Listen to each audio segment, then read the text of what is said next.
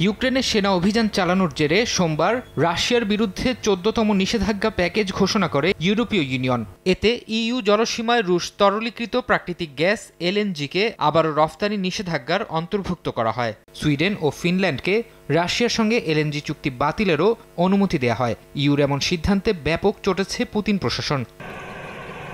ইউরোপীয় ইউনিয়নের নিষেধাজ্ঞার বিষয়ে জোটটিকে সতর্ক করেছে ক্রেমলিন। মঙ্গলবার এক বিবৃতিতে ক্রেমলিনের মুখপাত্র দিমিত্রি পেসকভ বলেন, রাশিয়ার এলএনজির ওপর ইউরোপীয় ইউনিয়নের নিষেধাজ্ঞা আন্তর্জাতিক আইন বহির্ভূত। জোটের এমন সিদ্ধান্তের কারণে রাশিয়া নয়, উল্টো বেকায়দায় পড়বে ইউরোপীয় ইউনিয়নভুক্ত দেশগুলোই। এ ধরনের নিষেধাজ্ঞা মোকাবিলার অভিজ্ঞতা রাশিয়ার আছে বলেও জানান পেসকভ। এখন জন্ম সনদ দিয়ে খোলো বিকাশ স্টুডেন্ট অ্যাকাউন্ট। নিজের বিকাশ নিজে কর। এদিকে রাশিয়ার ওপর ইউরোপীয় ইউনিয়নের নতুন নিষেধাজ্ঞার আওতায় আছে 19 চীনা প্রতিষ্ঠানও। জোটের এমন সিদ্ধান্তের তীব্র নিন্দা জানিয়েছে বেজিং। মঙ্গলবার চীনা পররাষ্ট্র মন্ত্রণালয় জানায়, রাশিয়ার সঙ্গে বাণিজ্যিক সম্পর্ক স্থাপনের মাধ্যমে তৃতীয় কোনো পক্ষের বিরুদ্ধে যায়নি চীন। অবিলম্বে এই নিষেধাজ্ঞা তুলে নিতে ইইউর প্রতি আহ্বানও জানায় তারা। ফারহাদ চৌধুরী, সময় সংবাদ।